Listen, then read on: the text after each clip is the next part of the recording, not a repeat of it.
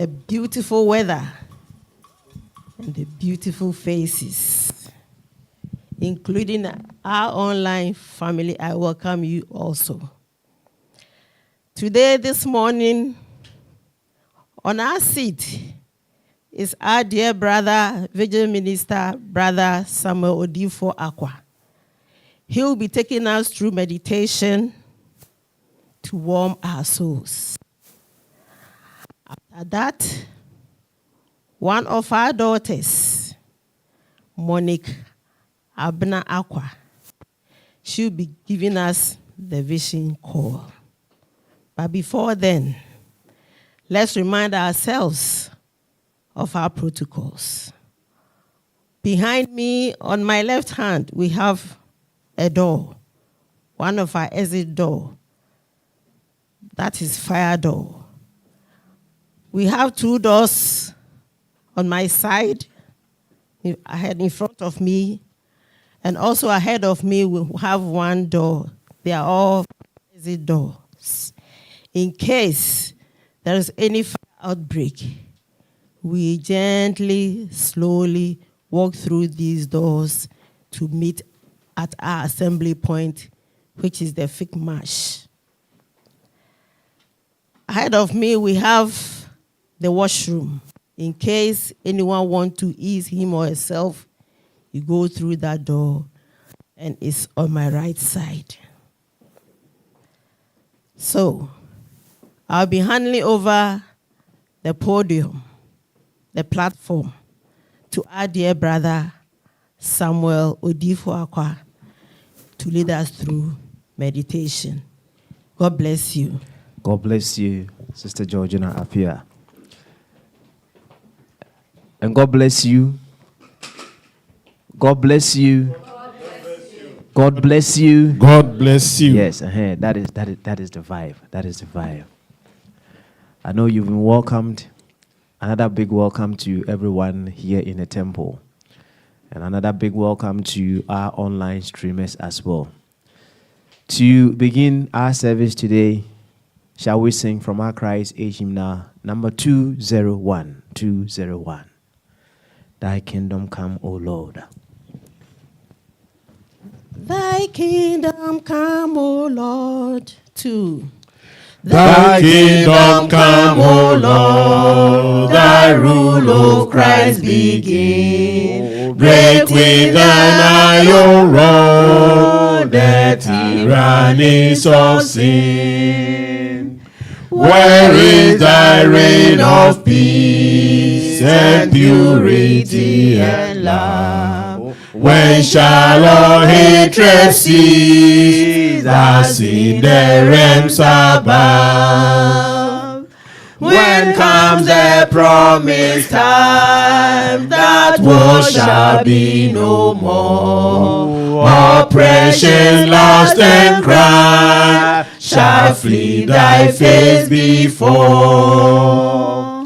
We pray thee, Lord, arise, and come in thy great might. Revive our longing eyes, which languish for thy sight. Men scorn thy sacred name, and wolves devour thy food. By many deeds of shame, we learn that love grows cold.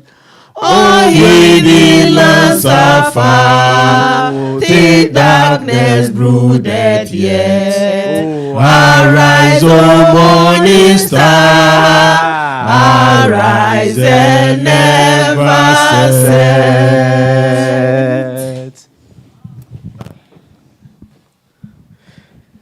Today, our meditation once again is cosmic divine imperative. Cosmic divine imperative. I have come to appreciate the power behind cosmic divine imperative. It brings you to the awareness that you are a huge entity. You are a huge unit of life. Of course, we are here as units of life, here to evolve through service for the promotion of life. Cosmic divine imperative brings you to the awareness that the wholeness of life is come to its form as a unit, which you are. And if the wholeness of life has come together to bring you as a unit of life, then all of life is behind you in everything that you do. All of life is to support you to love more. All of life is to support you to become more creative. All of life is behind you to express more intelligence. And hence, you are cosmic divine imperative. It happens in 2 stages. The first stage is to come to the awareness that you did not bring yourself here on earth. Is it true? Is it true? Yes. And the second truth, no one can run away from it. We cannot afford not to be here. This is where we have to be. I don't know if any one of us would want to be on Mars. We want to be here. So we cannot afford not to be here. And the third truth is, we can certainly not resist exiting from here. Oh, there comes a time we call it death. It will certainly come. It will come. And then when it comes, you cannot stop yourself exiting from here. So whatever that is brought itself here as you is for a reason, is for a purpose. And that is why you are cosmic divine imperative. You are here to do whatever that which brought itself as you is calling you to do. You are not on your own. You are cosmic divine imperative. Shall we take our Ethereal Mission meditative posture? Your hands on your lap, feet firmly on the ground, and with your next in and out breath, gently allow your eyes to close.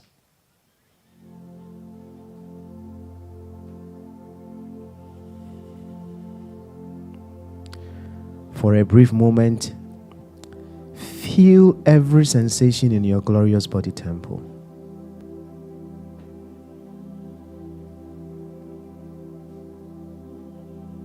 Feel your heart beating.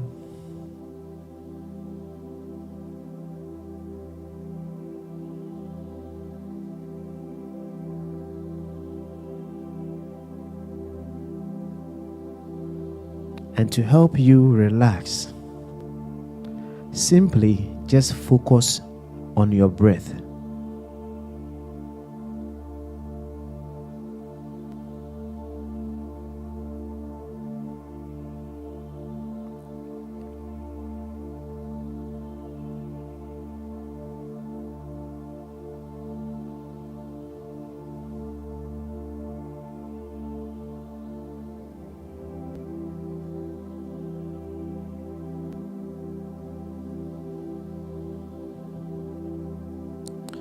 To help you fully relaxed, tell any part of your body that is not feeling relaxed, relax, relax, relax.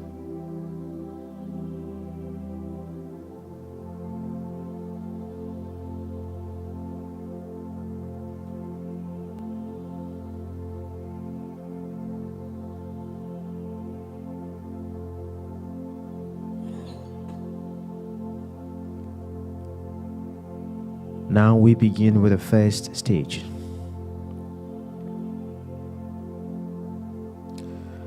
For you to be here, your parents must be here. Their parents must also be here. Their parents, all the way to the infinite form of generations must be here before you came. And for all generations to be here, the earth, the sun, the waters,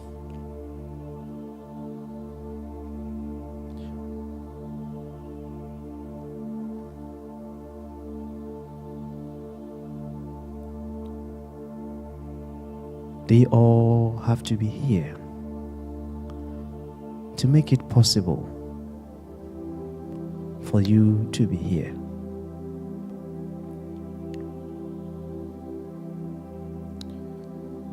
In the wisdom of life,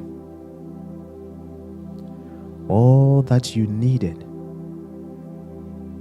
before you would be able to live perfectly on earth came before you. Hence the spirit of the air, the spirit of the fires, the spirit of the waters, and the spirit of the earth came ahead of you.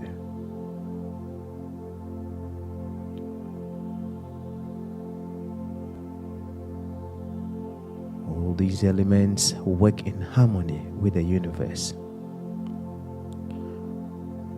for life to become possible.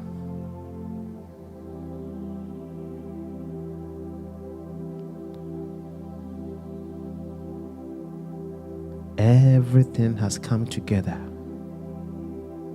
for you to be here.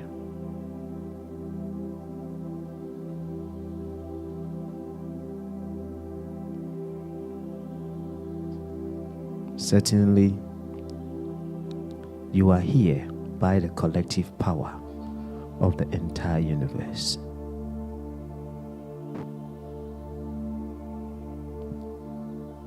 And you affirm this truth. Mentally affirm, I did not bring myself here on earth.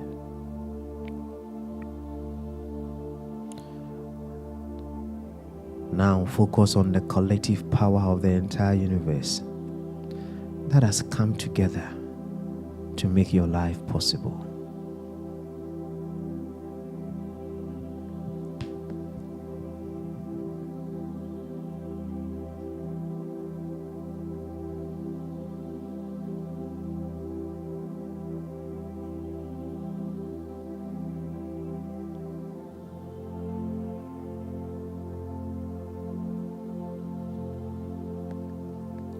Good.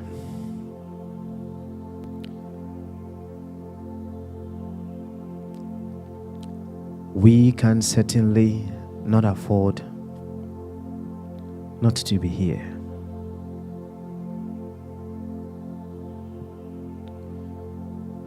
This is where the air is breathing us. This is where the earth is holding us in stability with its law of gravity.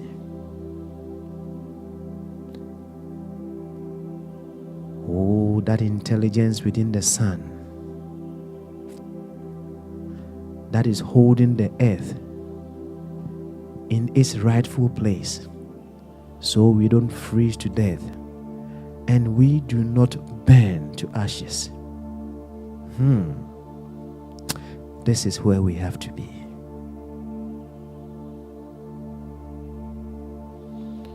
And this is where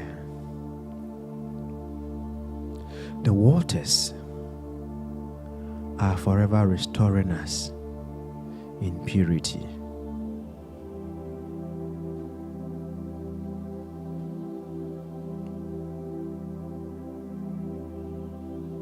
Where else can we afford to be other than on this planet?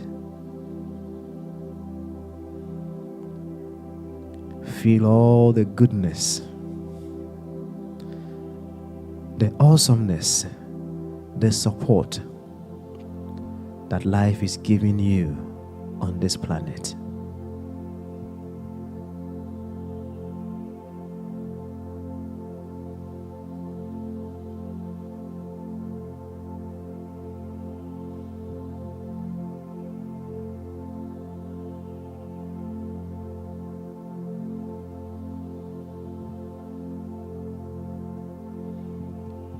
Consider the forest of discovered and undiscovered plant medicine, all put in place by the creative, loving, and intelligent power to heal and to make us stronger.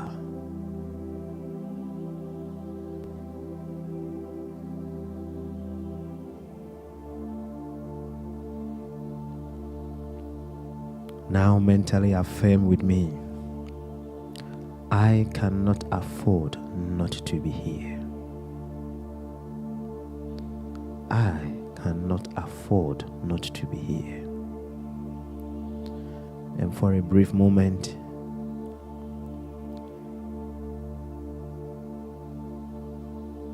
consider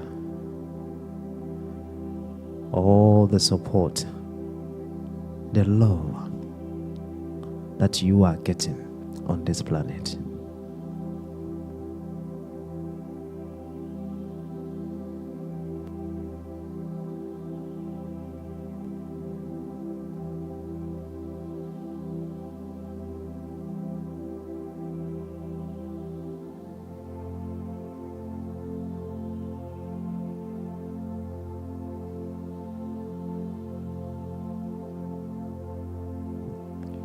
Good.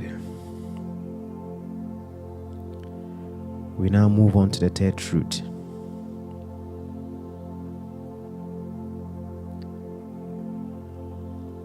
Our parents, their parents, or our great grandparents, generations that came ahead of us, they are all gone.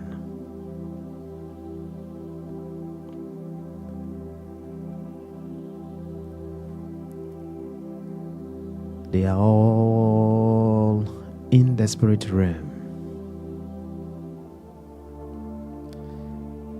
There came a time that they had to exit their physical bodies.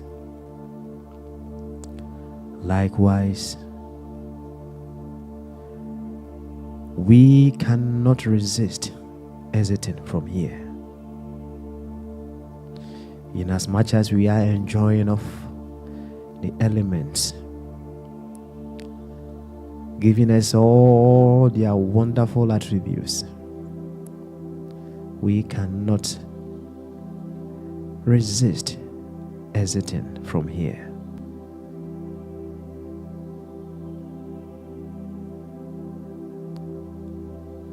We will leave the scene.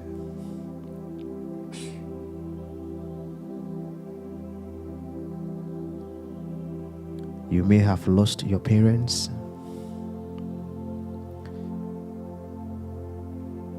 You may have lost some friends and family.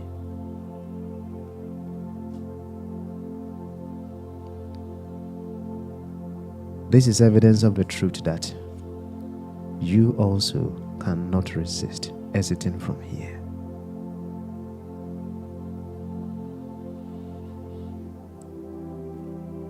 So mentally affirm with me, I cannot resist exiting from here.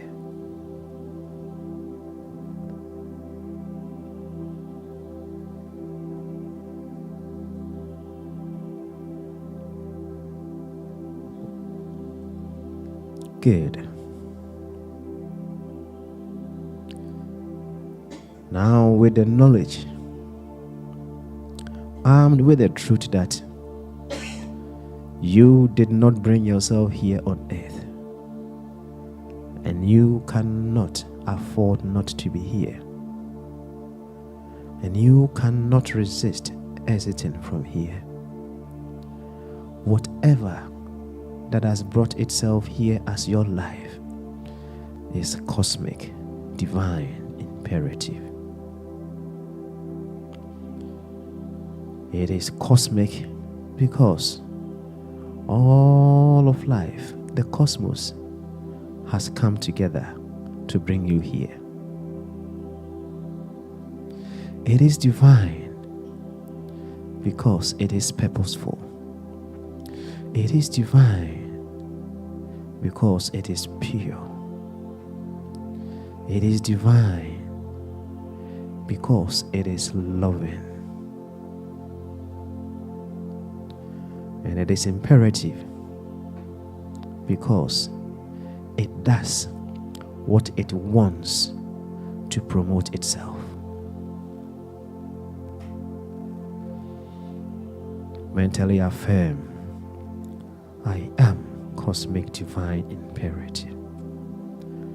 I am cosmic divine imperative. I am cosmic divine imperative.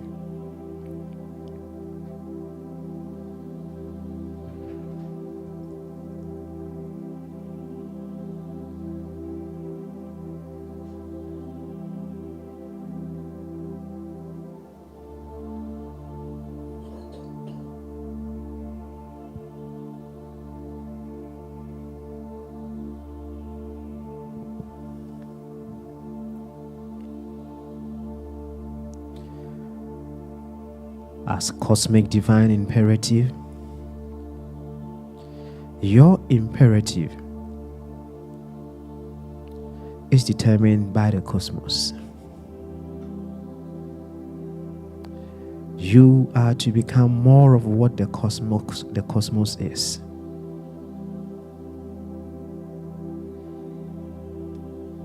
Feel, taste, smell, touch. Observe with all your 5 senses, growing in more love.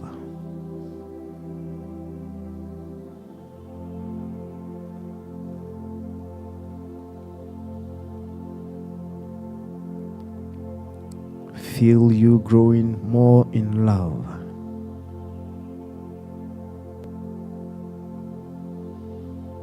In your social dealings, observe greater love. The love that is tolerant, embraces all of life, irrespective of their race, creed, or culture here on earth.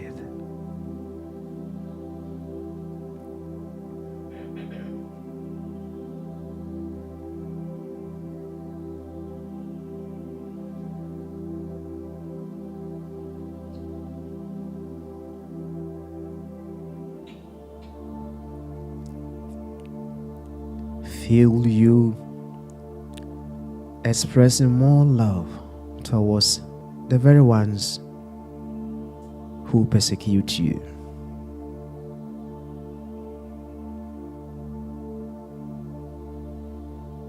It is the imperative of the sun to shine on all of life.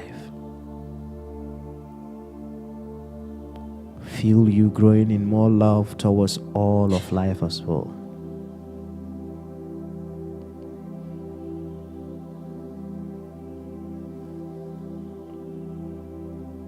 Good. As cosmic divine imperative, feel, smell, taste, hear, and see you growing more in creativity.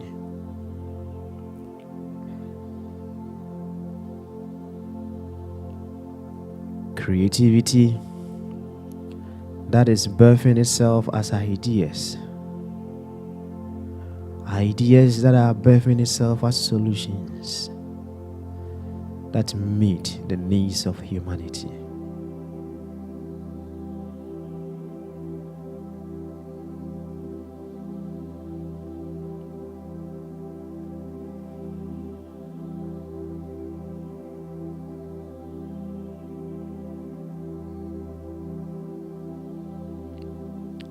The wave that emerges of the ocean cannot be anything other than the attributes of the ocean.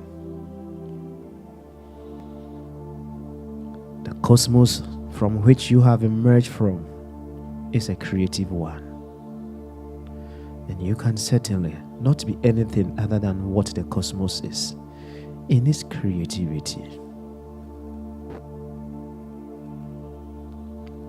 Feel you rising in your creative powers as the universe.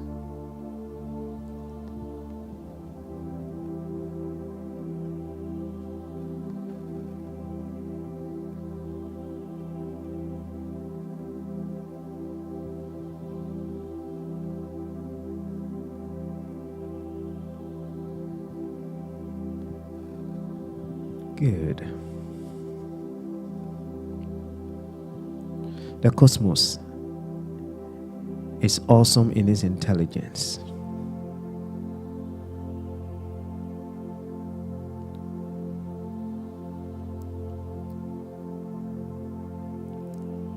For us to be stable on planet Earth, the cosmos coded within itself the law of gravity. And that is what is keeping us still. Oh, that intelligence that brings the egg and the sperm together to form a new being is here as your life. That intelligence that knows how to spin the earth on its axis at 1,000 miles per hour for us to have day and night. That same intelligence that knows how to speed around the sun at 67,000 miles per hour for us to have the seasons. You are one with this intelligence. Observe this intelligence growing more and more in all your dealings.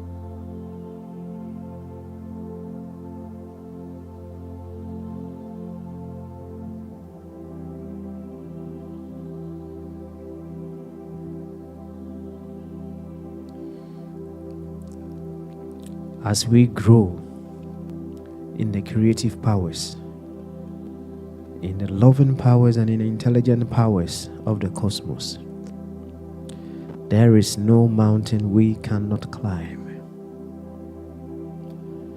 There is no problem the universe cannot provide its solution in and through us. There is no solution that our light, there is no situation that our light cannot pave way for.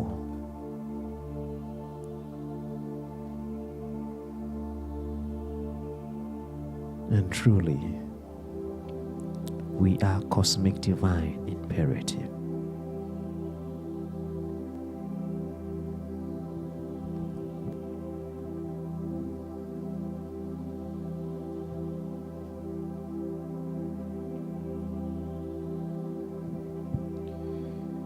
Brethren, we get ready to bring this session to an end. We have grown once again in the awareness of our true essence as cosmic divine imperative.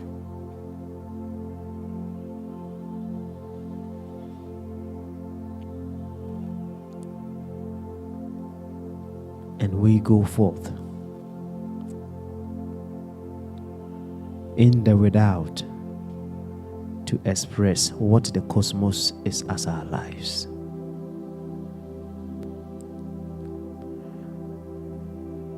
Let your next in and out breath redraw you back to your glorious body temple. Feel you here once again in the Ethereum Mission UK temple. And to be certain that you are here, gently stamp your right foot 3 times on the floor. Do likewise with the left feet. And with your next deep in breath, holding it briefly, with your out breath, gently allow your eyes to open. And from the place where the cosmos forever does its own imperative, I bless you. I bless you. God bless you.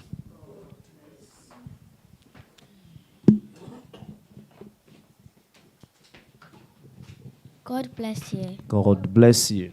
Let us remind ourselves of the vision call. The Ethereum Mission Vision Call is a statement of faith.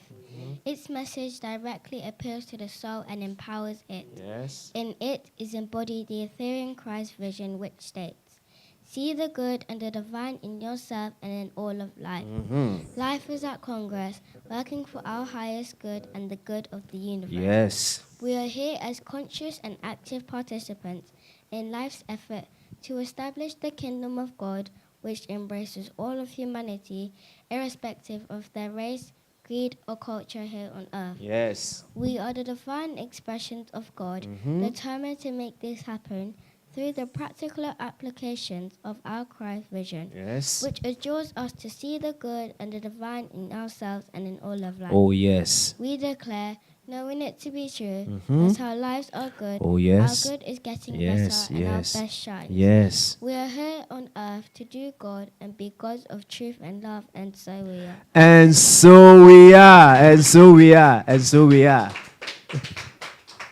God bless you. We can do better for her. Yes.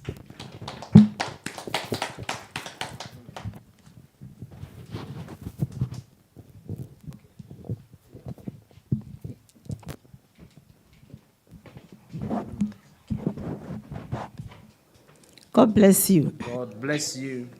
It's now time for the teaching for the day. And we have no other person to give the teaching. It's Than yourself. than myself. Than myself. But before I take on the podium, our Virgin Minister will be giving us an invitation song to invite me. So let's all wait for an invitation song. God bless you. God bless you. Yes. No other person than herself. And to invite her to the podium, shall we please be upstanding and sing one of Brother Kofi's favorite tunes? You know that song, isn't it? 195. I want to hear him sing beautifully to invite our teacher for the day.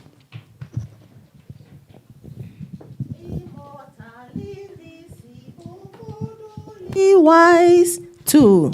Immortal, invincible, God only wise, enlightened, inaccessible, hid from our eyes. Most blessed, most glorious, the ancient of days, almighty, victorious, thy great name we praise. Unresting, unhasting, and silent as light, nor wanting, nor wasting, thy rulers in might. Thy justice like mountains are soaring above, thy clouds reach our fountains of goodness and love. To all life thou givest, to both great and small. In all life thou livest, the true life of all. We blossom and flourish as leaves on the tree, and wither and perish, but not changeth thee. Great Father of glory, pure Father of light, thy angels adore thee, all veiling their sight. All out we would render, oh help us to see 'tis holy the splendor of thy identity. Immortal, immortal, invincible, God only wise, enlightened, accessible, hid from our eyes. Most blessed, most glorious, the ancient of days, almighty, victorious, thy great name we praise. Thank you. God bless you. The topic for today's teaching is the glory of death. The glory of death. We all know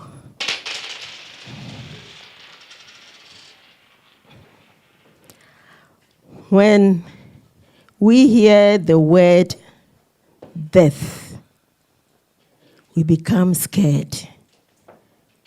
We panic. Fear grips us because we don't want to hear the word death. Because most of us, we think when you die, that is the end of life. When you die, that is the end of you. But we need to understand that death is not the end of life.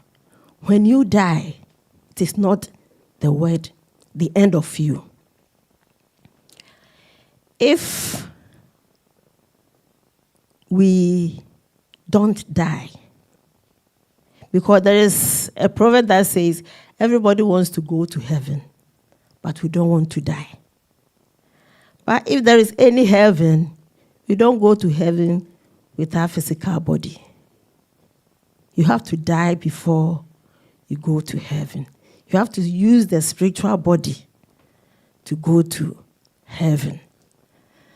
But we don't want to hear the word death. And we are scared of death. Because if we are not scared of death, when we fall sick, we will go to the hospital. Because we want to live. Because we want to enjoy. When we are not feeling well, we go to our GP. Sometimes we have to go for emergency.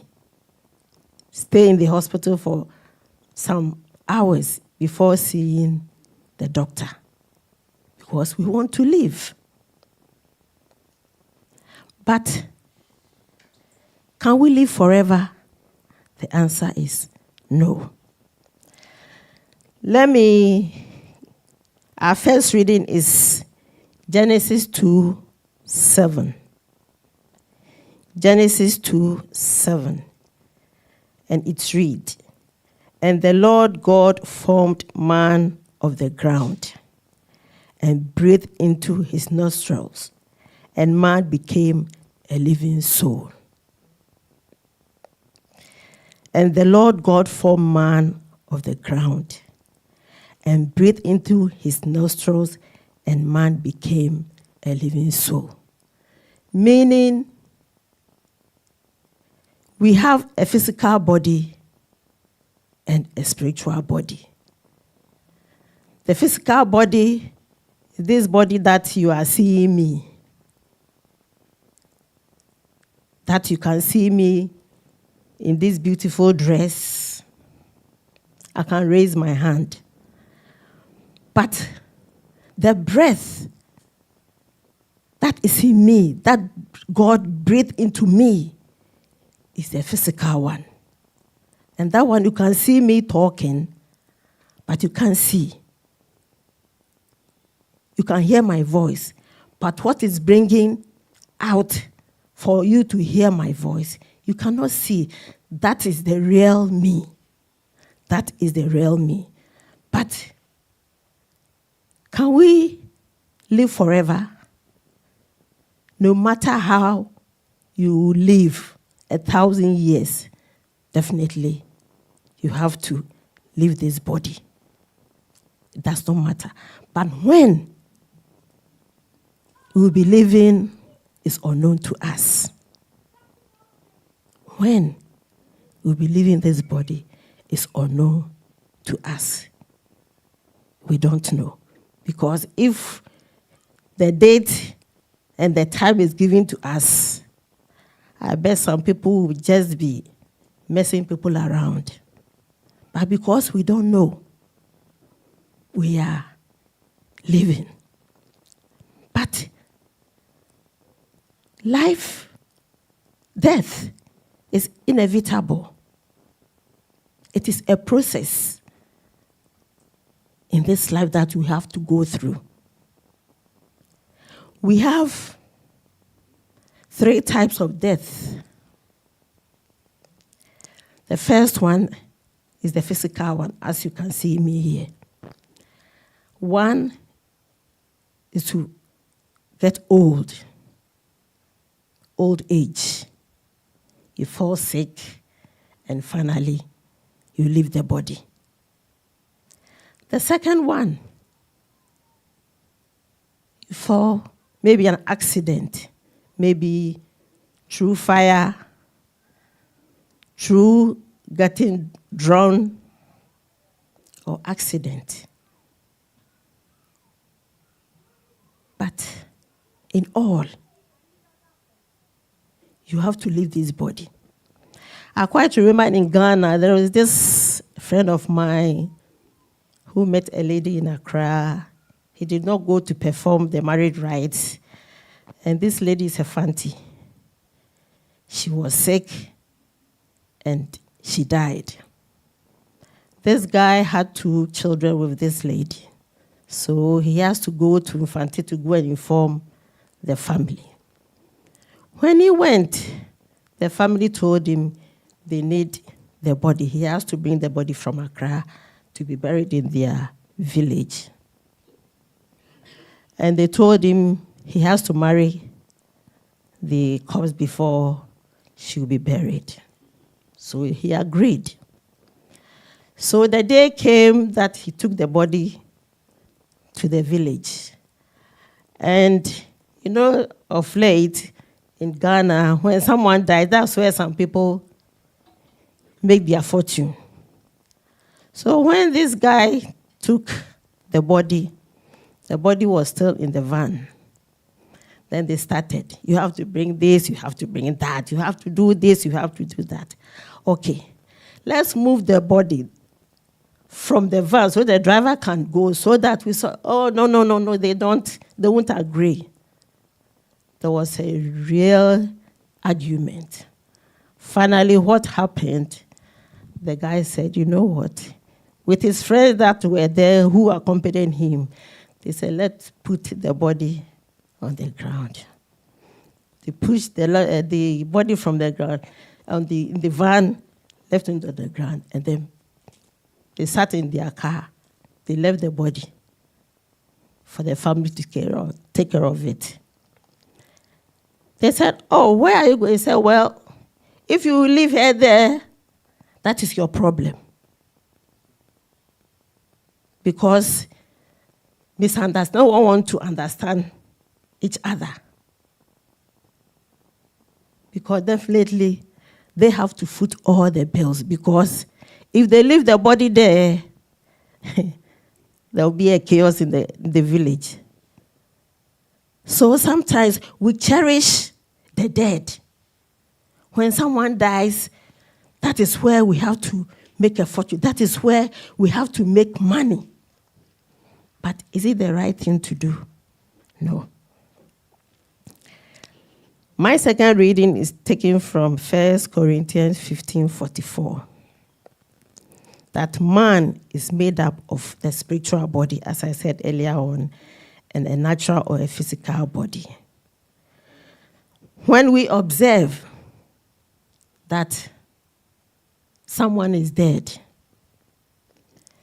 it does not matter how you go and feed the person or put oxygen, the person will never respond.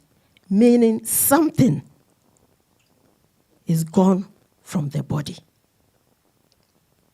Something is gone from the body. Because sometimes when you watch some movies, you see that when someone dies, you see the spirit or the soul coming out from the body, and you can see it watching it.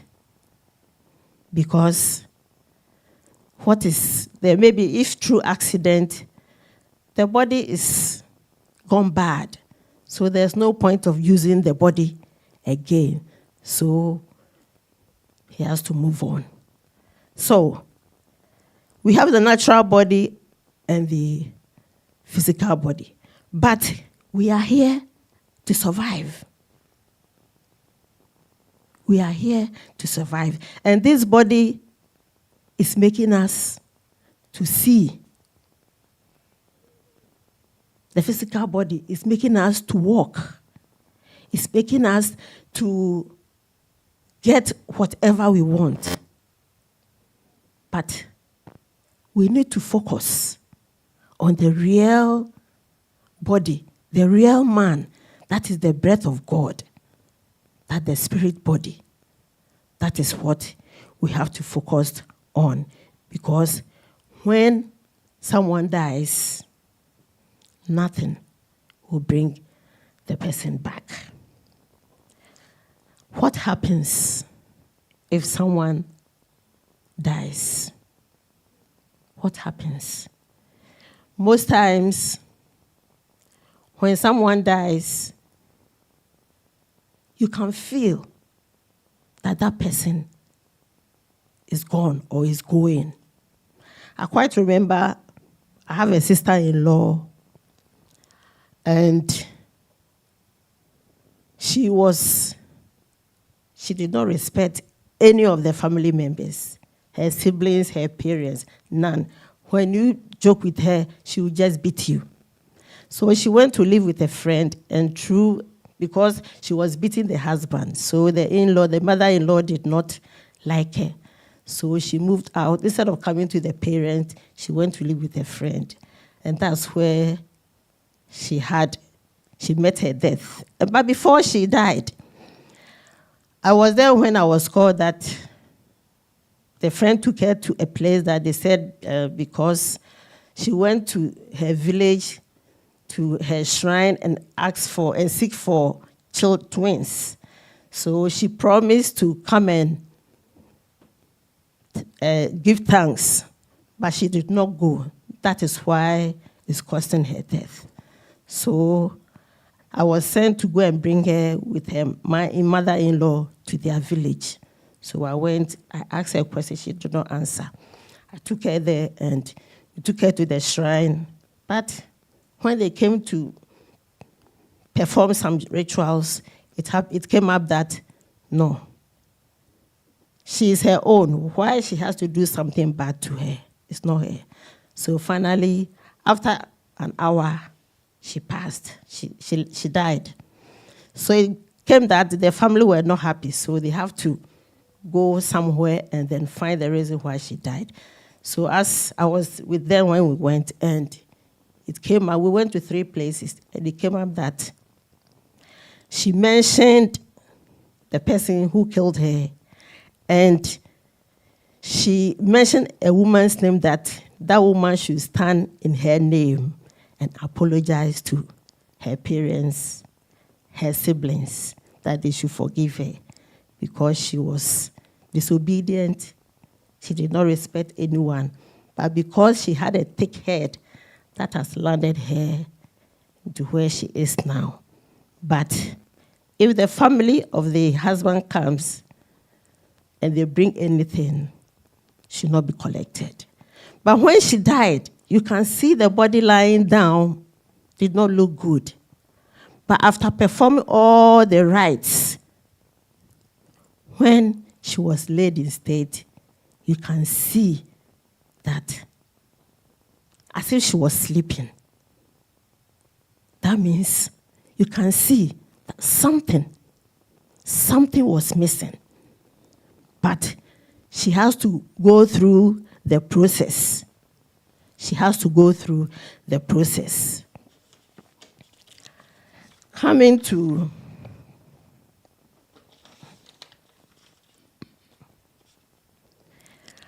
the carnal mindfulness. Carnal mindfulness. In Romans 8:6, and it reads, "For to be carnally minded is death, but to the spiritually minded is life and peace." To be carnally minded is death, but to be spiritually minded is life and peace. This takes us to, sometimes we think coming here, we are conscious that we know that we have a purpose in this life, but we don't go within to see the purpose of we being here. We think we are here just to eat, get properties, cars, money, shoes, bags. Every day we have to buy something new. But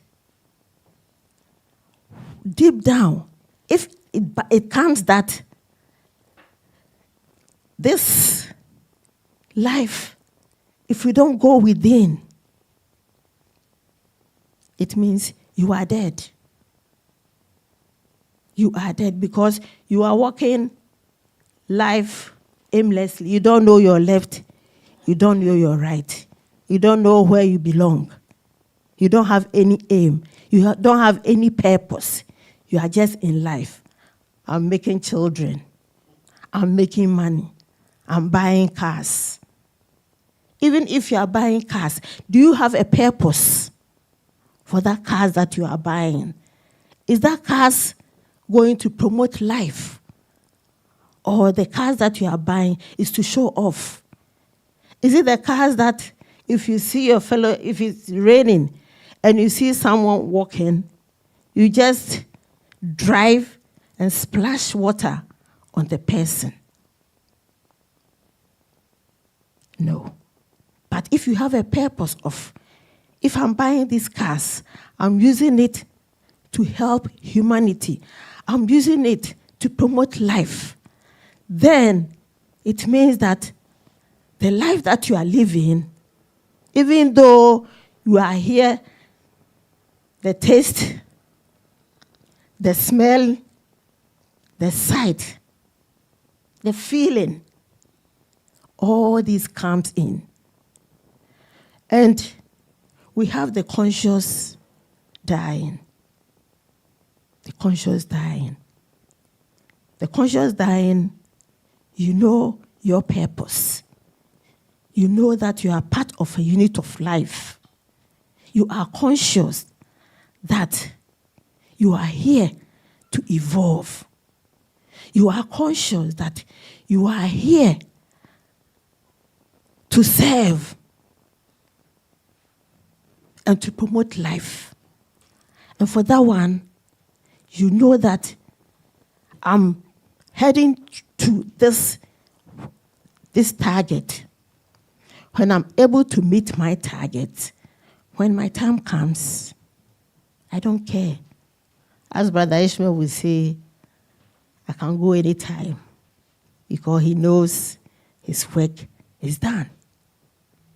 What about you and I? How much have we programmed ourselves?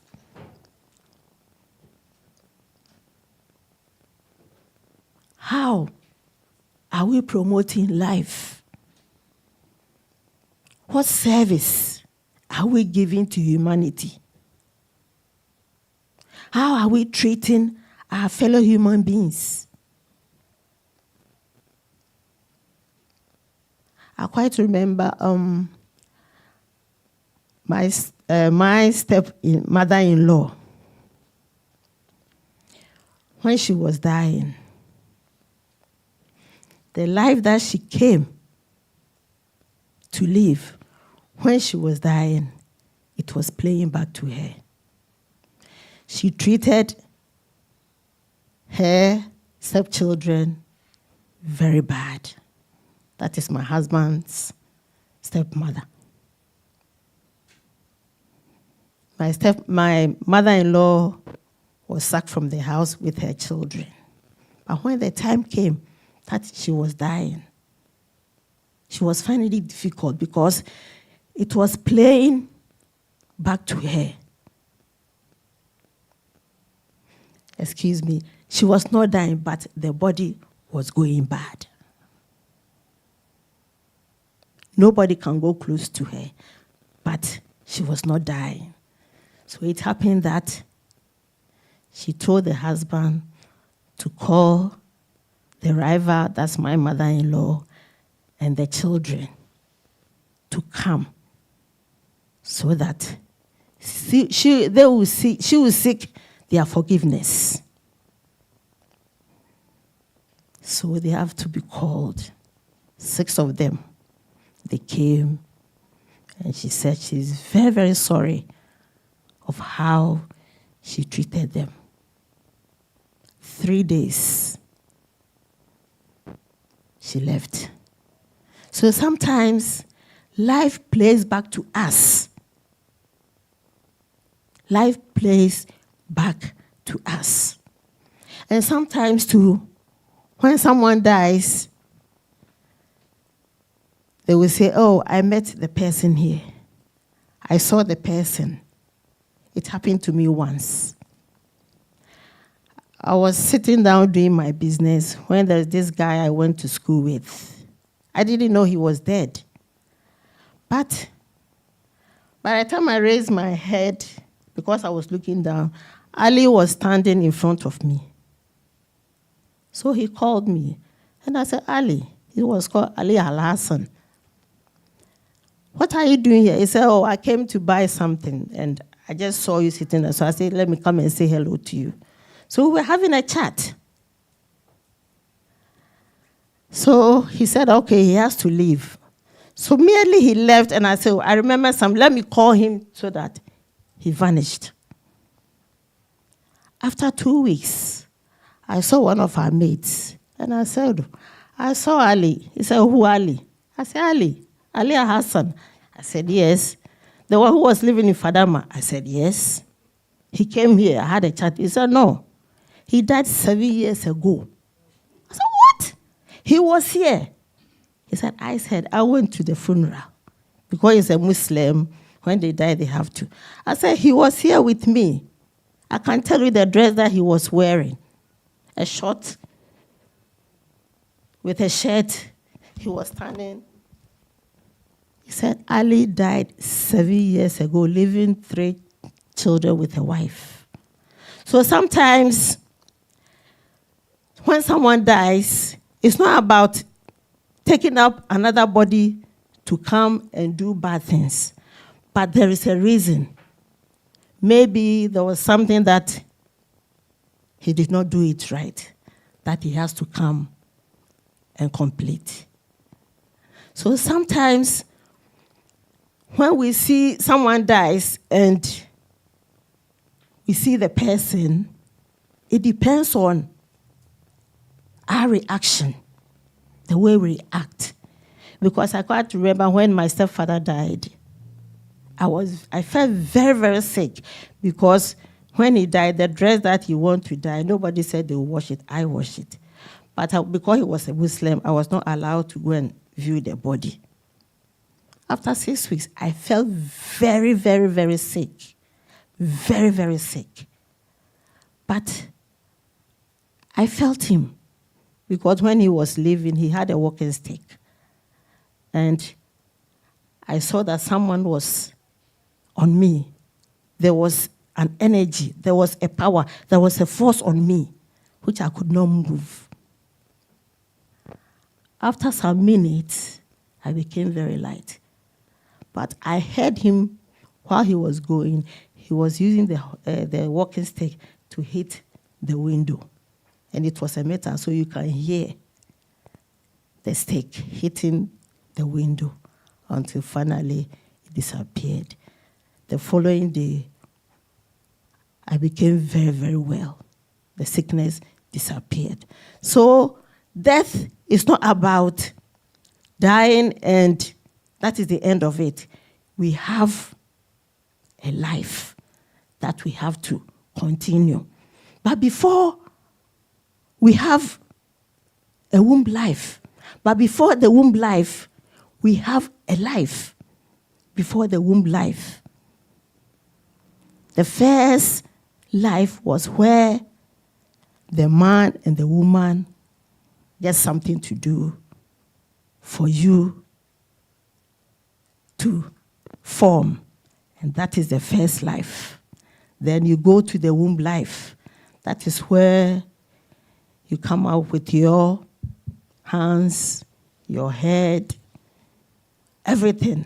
So before coming out, you die to the womb life.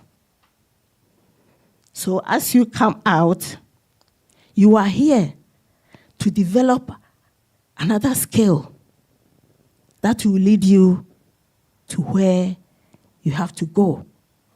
So life is always evolving. It's all about we knowing our purpose. It's all about knowing who and what you are and not what you have. Knowing who and what you are and not what you have. If you know that you are here to expand, to evolve, to explore, then you know that from here, the skills that I have developed, the education that you went through, your qualification, then you know that as you leave this body, you know which level that you are going. Because we have the first life, we have the womb life, we have the physical life. Definitely, we have other lives. So you have to know which level, which state of consciousness are you going. This body is mortal, but departing from the body, that's immortality. The soul never dies. It continues to evolve.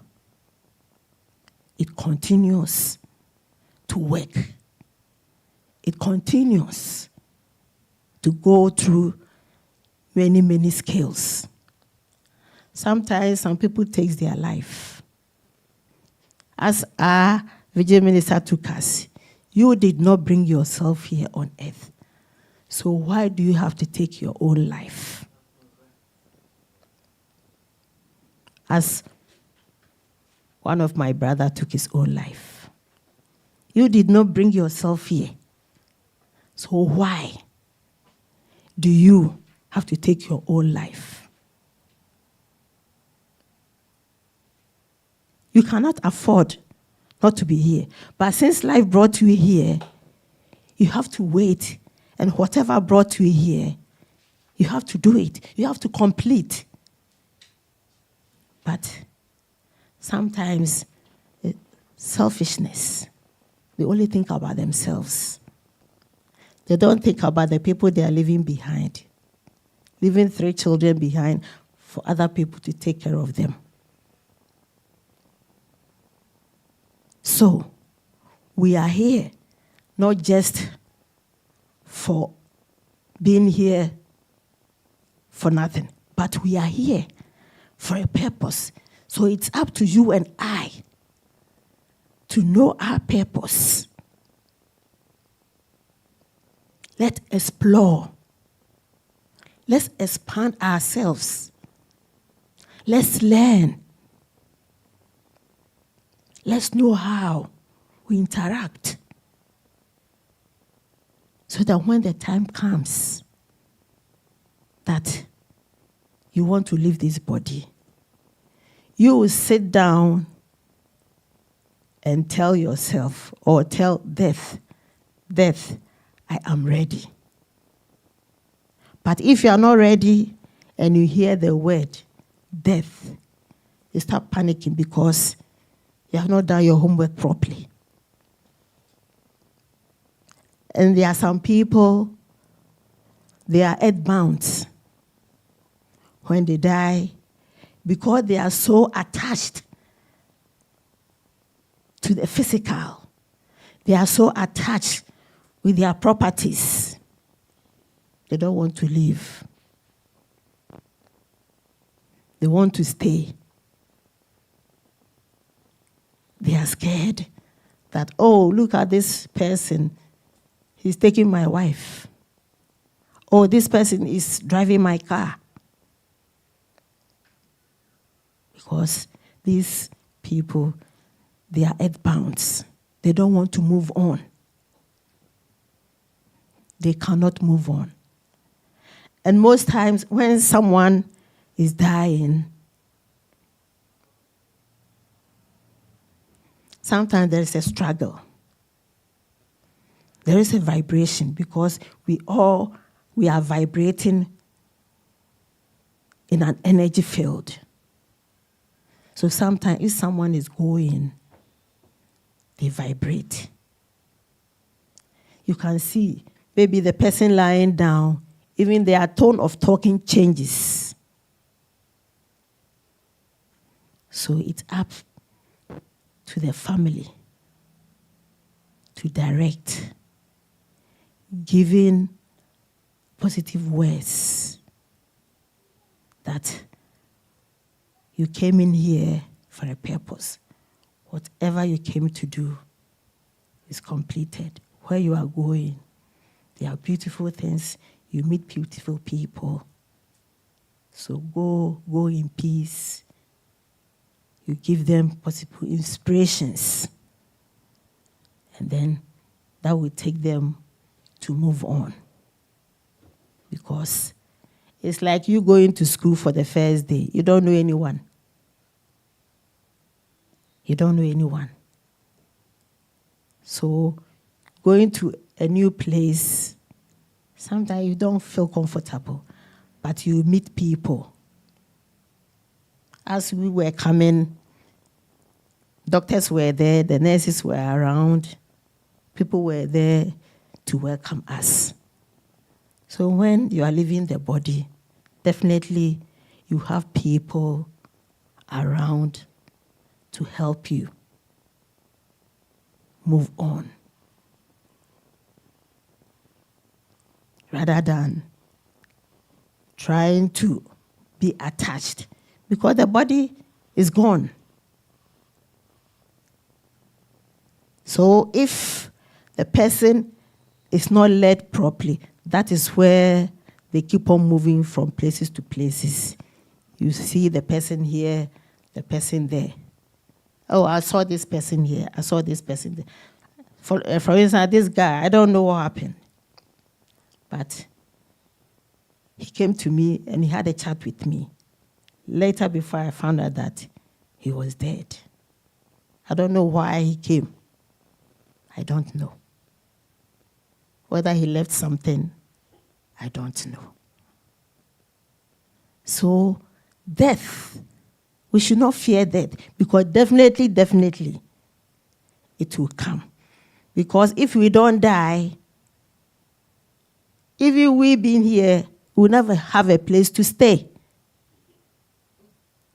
But somebody has to go, and someone has to come. So definitely, when your time is up, you leave this body, and slowly and gently, either way, you will go.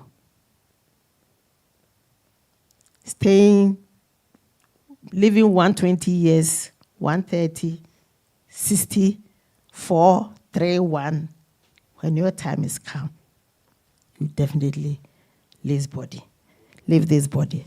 So, brethren, in life, in every moment of our lives, we should know our purpose. Why we are here. What brought us here. Why we are living. And from here, what skills are we developing to leave this body so that when we go, we use to enhance our evolution? On this note, I say, God bless you. God bless you.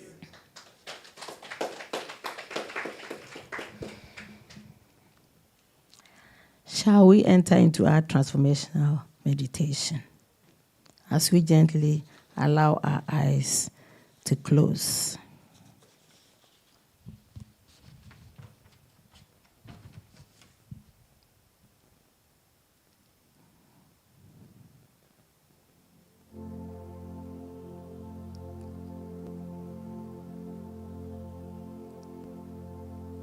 As we deliberate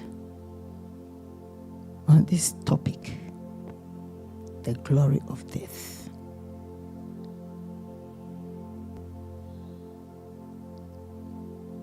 What is the taking of what I have shared?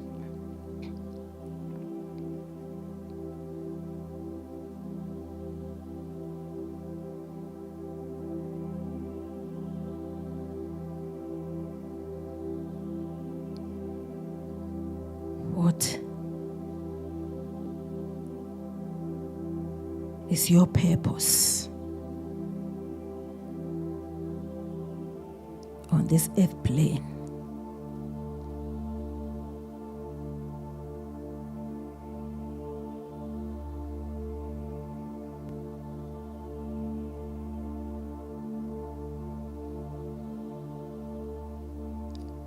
What skills are you developing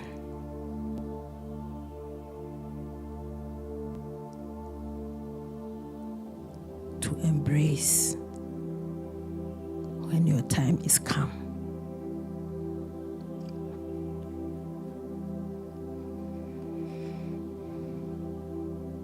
And in this, there is a process.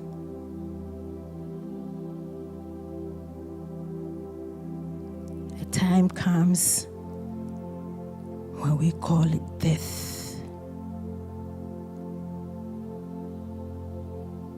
when we realize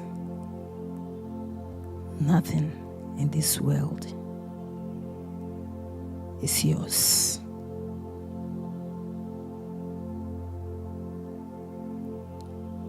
So, what are you?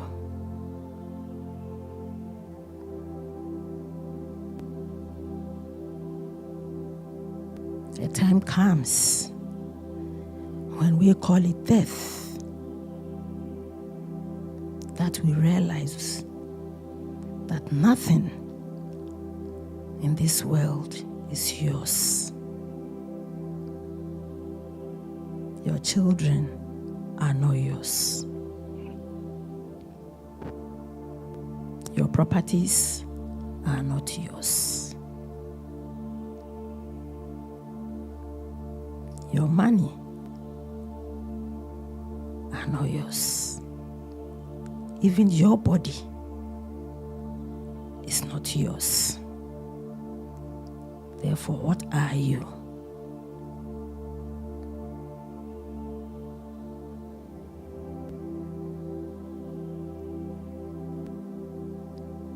In which of your personal qualities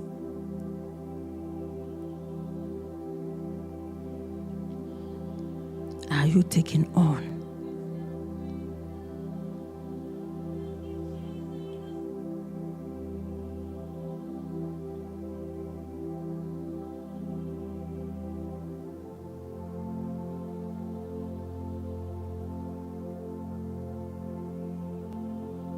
As we are all units of life,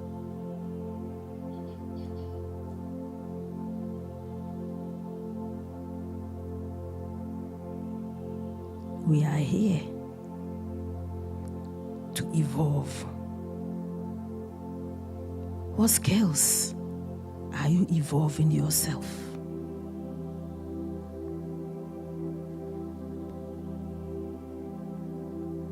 What qualities are you evolving?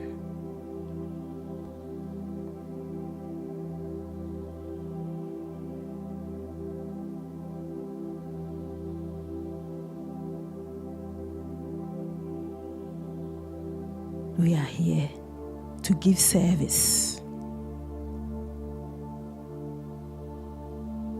What quality service are you giving?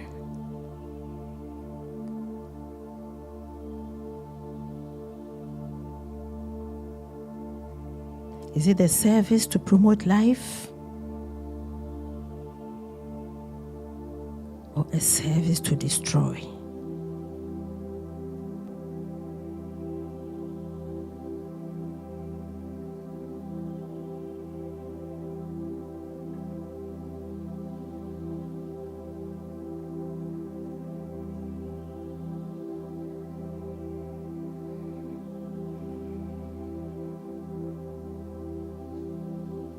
In the fullness of your Godhead,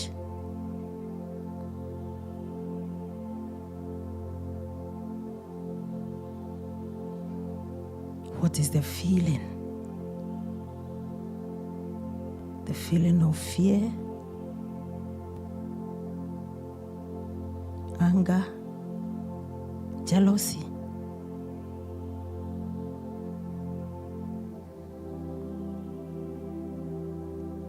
Uses to determine to climb to the upward ladder with love, joy, peace, harmony, understanding.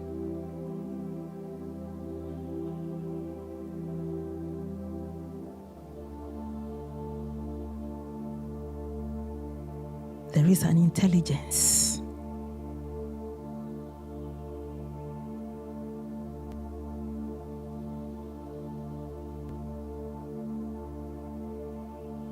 What skills are you using that intelligence to promote life?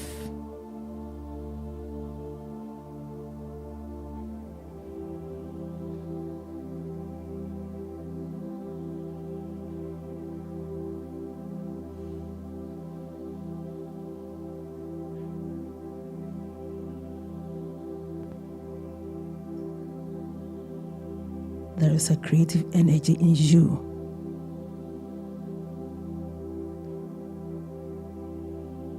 How useful it is are you creating for the benefit of humanity?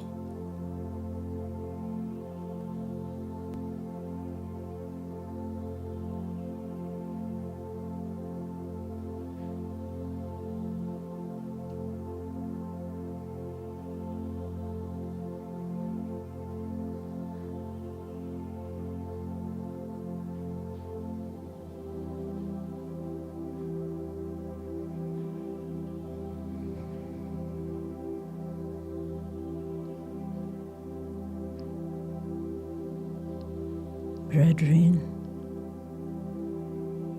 we'll be coming out from our meditation.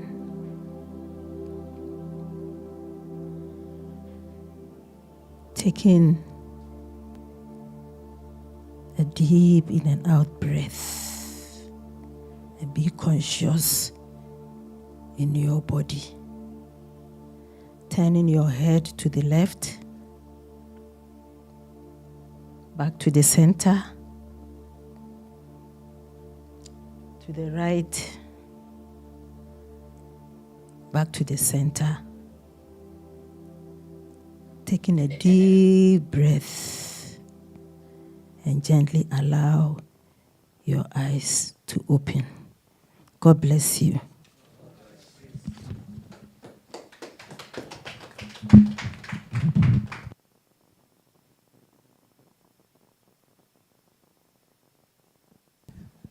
We thank our teacher for the day, Sister Georgina Appiah, and that was the glory of death.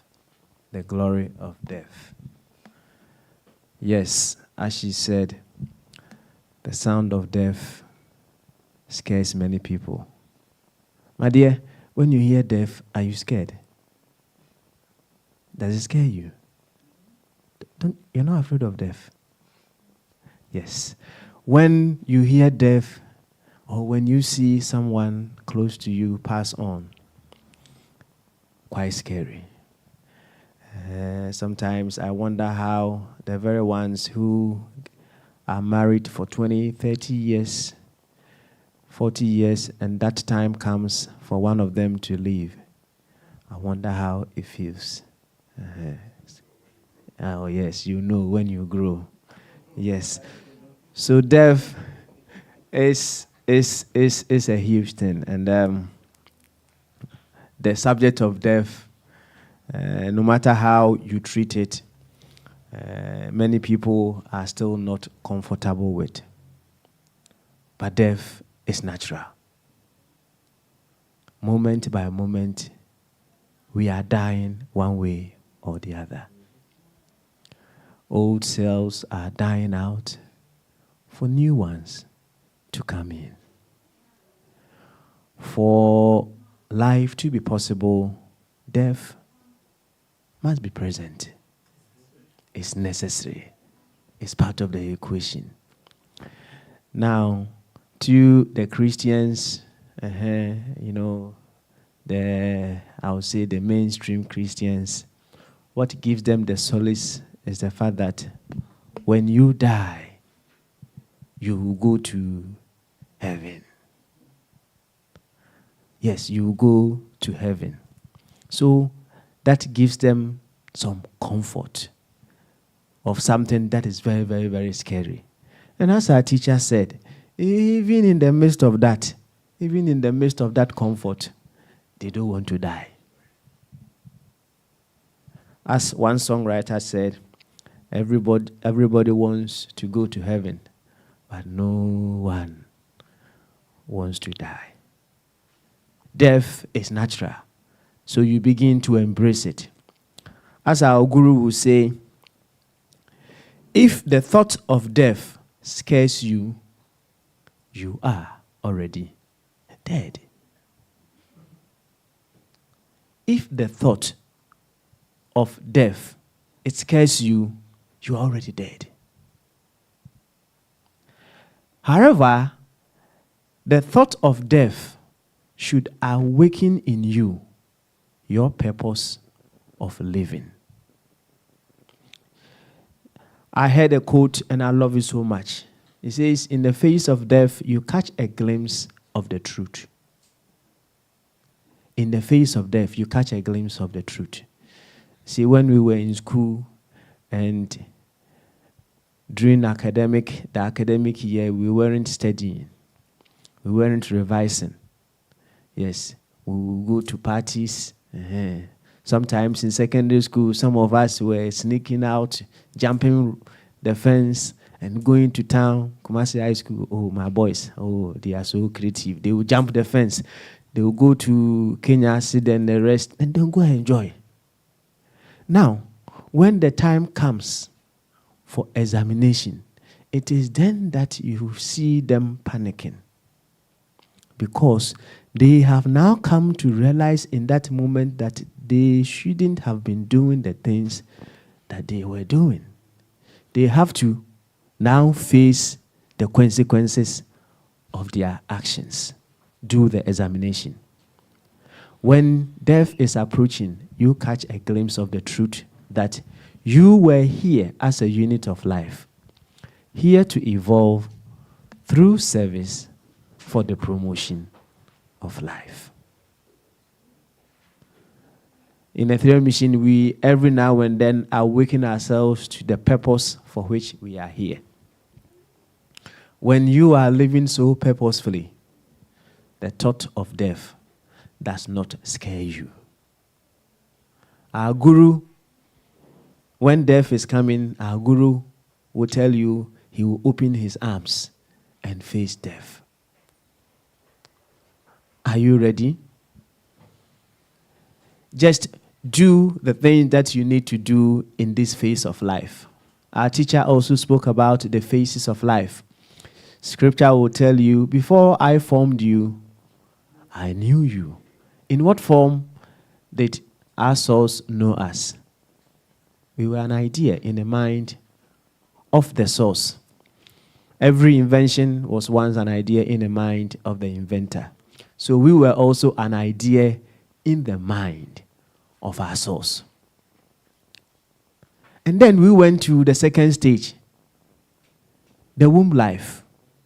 Yes, as she said, your mom and your daddy, they came. Oh, life is intelligent. It makes that process for you to enter so beautiful. So beautiful. So you came into the womb life. The only time you will be scared to exit the womb life is when the things that you were supposed to do in your womb life, you did not do. Do we all know what we were supposed to do in our womb life? We know, right? To develop the organs that we will need in the physical body when we come to the human life. So in the womb life, when you go for the scans, mommy, you tell us, yeah, when you go, the ultrasound, they will see, oh, the heart is forming. Oh, the head, that is the head, that is the leg. So when they recognize that there is a problem, hey, we have to attend to that problem as soon as possible. Because when you don't develop those organs, they know the challenge that it comes with when you come to the human life. And then, when the time comes, if you like it or not, you will die to the womb life. In fact, is there any one of us here who resisted exiting the womb life? Some of us, we did, and then, in fact, even if you resist, what would they do to you? They'll cut you open and pull you out. Some of us, okay, no, I think Brakofi's head is bigger than me. Yeah. So some of us, our head is big, so we were trying to not to come. They will use something to hold your head and pull you out. You have to come out. Just as you had to come out of the womb life, you cannot resist exiting from this human life. So definitely, we are all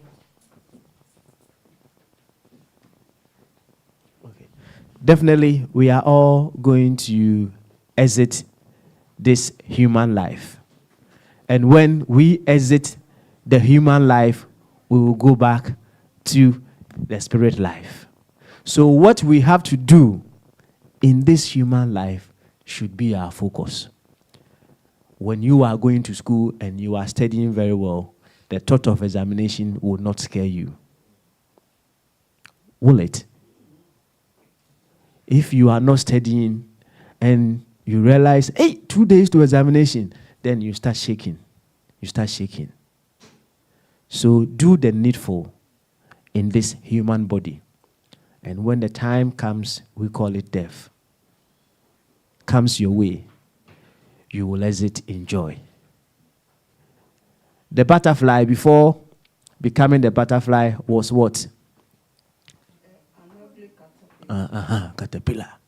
You see, when you realize death as a gateway to a greater you, you work on what you have to do on yourself now, so that when you are exiting to the next phase, you go there in grand style. I'll take your contributions and I'll take your questions as well. Okay. Mm-hmm. Mm-hmm. Okay. God bless you. God bless you, mommy. Okay, sit down there. Yeah.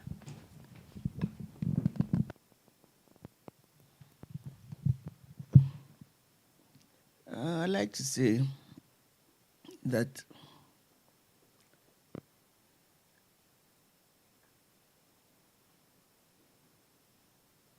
you see, we came into this world.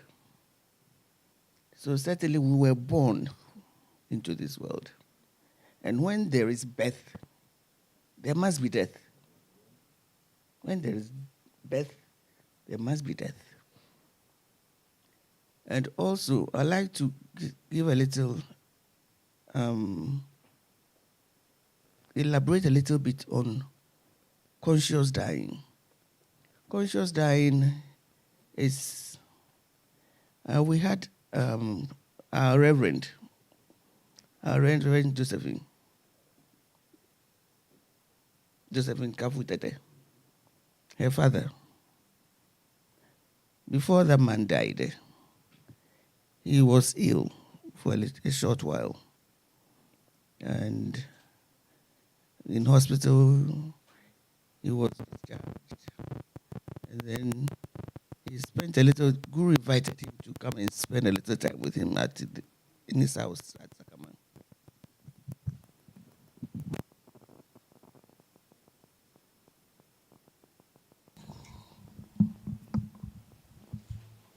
So he went. And after a few days, without Guru's knowledge, this man left Guru's house and went back to his house. And he realized he was going. And he was praying to go. And the family members were praying to hold him back. He knew the time has come for him to go. That's why he even left Guru's house, because he was ready to go.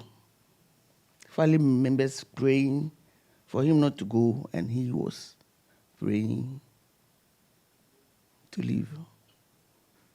So in the process, he was actually conscious that my time has come. I'm ready. Life take me. And also, as Ethereans, we must know what to do when you have a relative who is in hospital and you realize that person is going. She mentioned it, but you are supposed to whisper into the right ear, not the left, the right ear. At the point of that one is opened to hear whatever you are telling him or her to do. Because we pray, and when you are at that stage, before you even get to that stage, family members are sent to come and prepare you. If they send you to me and I don't know you, I wouldn't listen to what you are saying. But it's your own family members who are sent to come and prepare you that this is where you are going.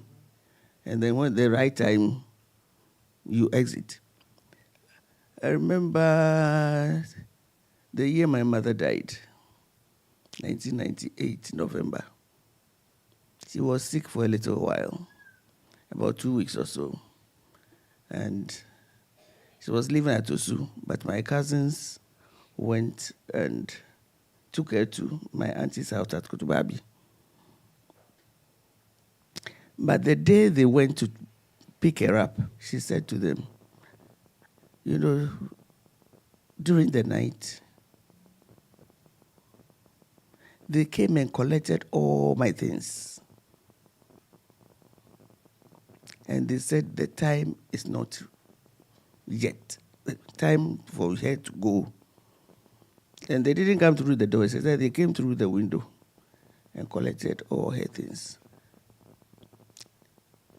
And that is what they said.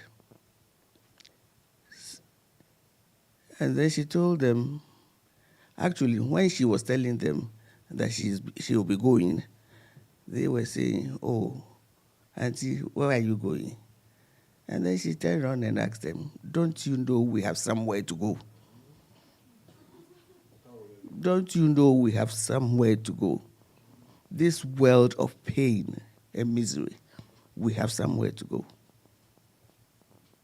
And then afterwards, my brother also was there.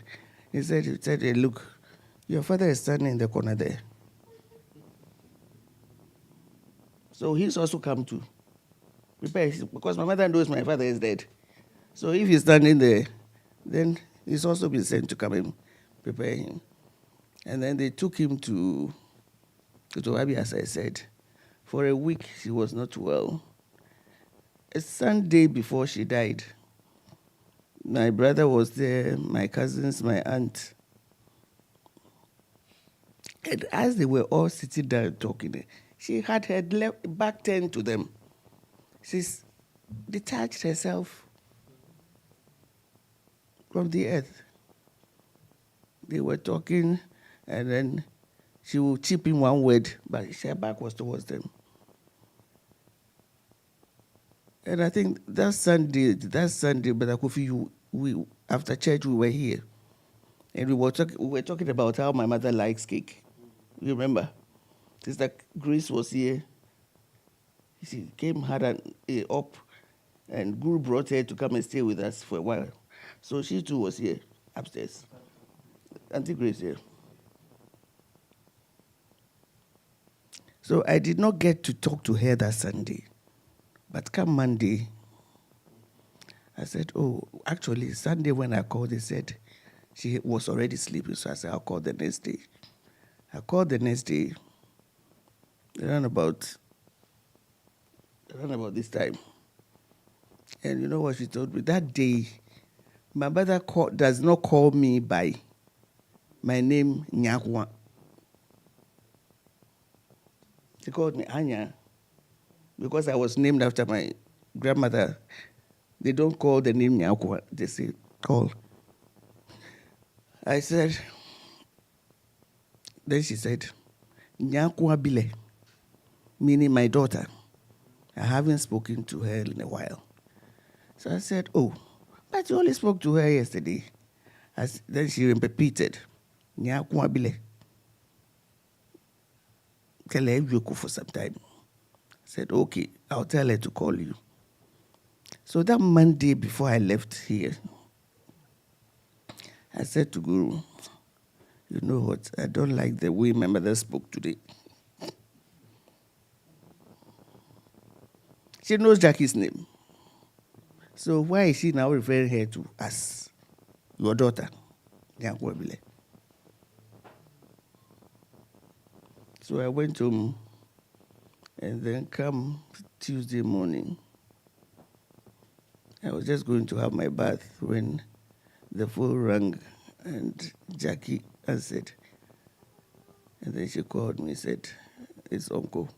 So I said, And then he said, Imami Egbo, my mother is dead. His mother,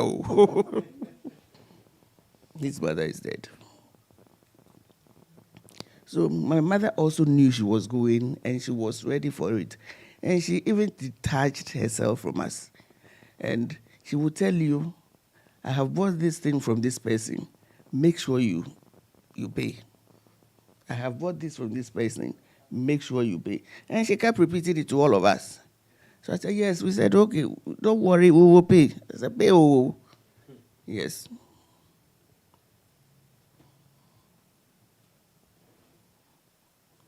So my point is, as a theorist, you must know what to do when you are in that situation, how to help the people who are living planet Earth. Where there is birth, there will always be death. So we must not fear death. Sister Yubi will tell you how one of our members, Helen Okoro, that's the name, she was in hospital. And she was also at the point of death. But she wouldn't go. She was waiting for some people. So they went and they had prayers with her, had prayers with her. And then she went. It was healing service, and she kept saying in the hospital, wait. We haven't sent any message that we're coming. As mystics, we were preparing ourselves, but she kept saying, snapping in and out of consciousness in a way, and she keeps saying, wait. Then she'll go in again, then she'll get wait all the time. So we got there, and then we link up, we prayed with her. Sorry, so we got there, we link up, a lot of obstacles on the way, but we got there. When we got there, we link up, and then we pray with her, and before we finish, amen.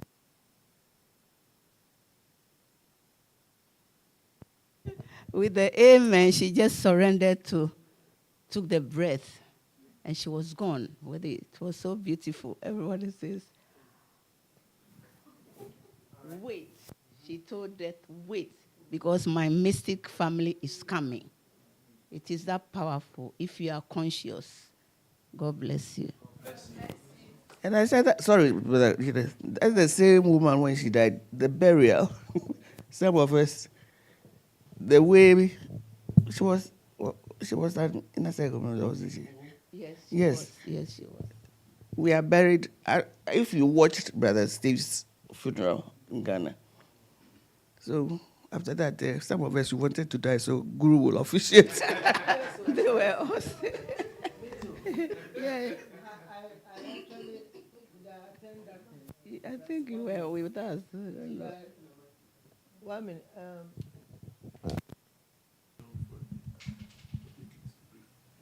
After Brother Stephen's funeral, since then, I've prayed.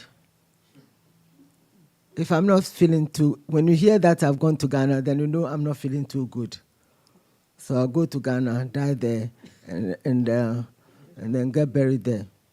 The ceremony, the whole thing was so beautiful. It really was. Anyway, can I just take the opportunity to do my little? I'm going to say something, one or two things to support everything that has been said. This past few years, I've worked as a living carer,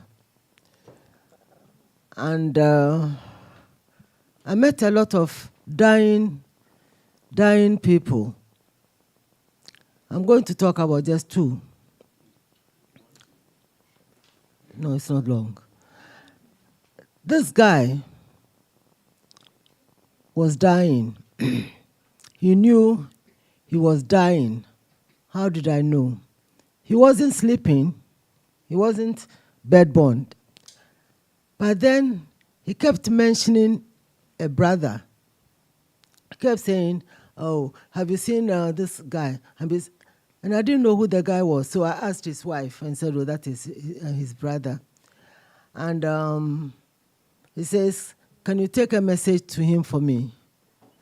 So I passed the message to his wife. The brother, meanwhile, was gone. Now, I think when the brother died, he wasn't in a good condition for him to be told about the death of his brother, because the guy had died maybe a few months before this event. So he was saying, but I can see Richard. So I know that when the time comes, they reach out. I had a few situations where my client is dying. They want to die. They are ready to die, and they needed the push. I've spoken to Sister Hubie once. I think I've spoken to Sister Angel once as to what to do. Once you do the whispering in their ear, just you talk to them and you bless them and let them go. They just pass away. It's beautiful. When I was coming this morning to church, you know the thought I had. I was just thinking. I was thinking about my grandson who died. So it's just like something to hear death being taught or preached today. God bless you. God bless you.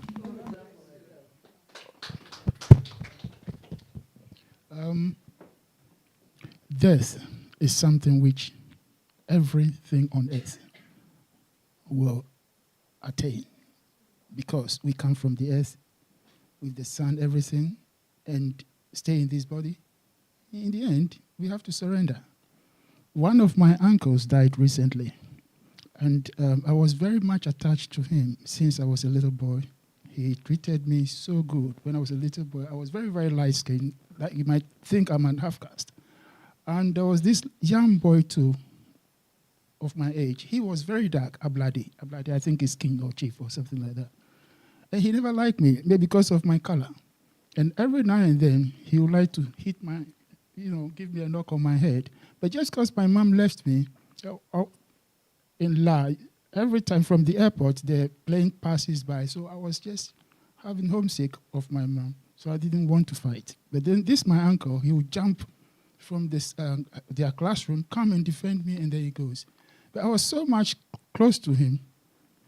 What I want to say is, people, most of the time, they know when they're going to die.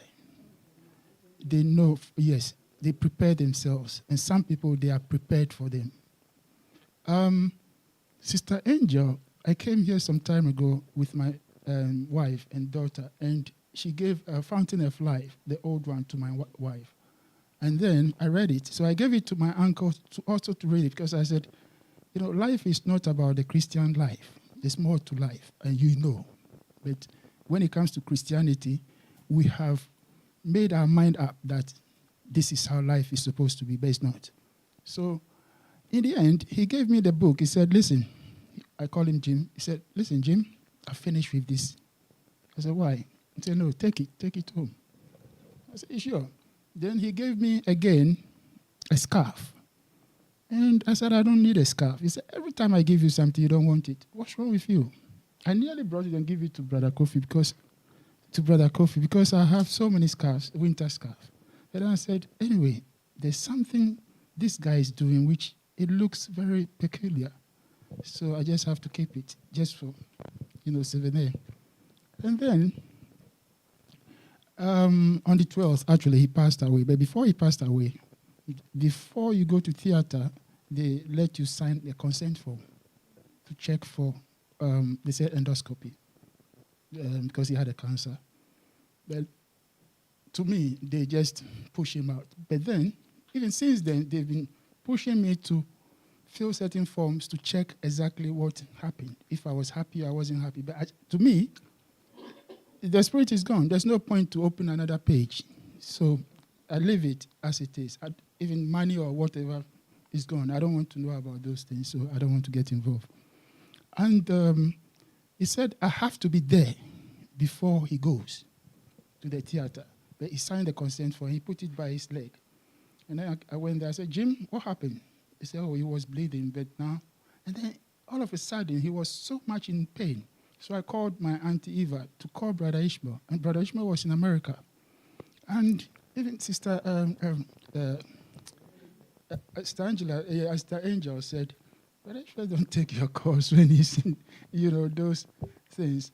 But then he took the call and spoke to Eva.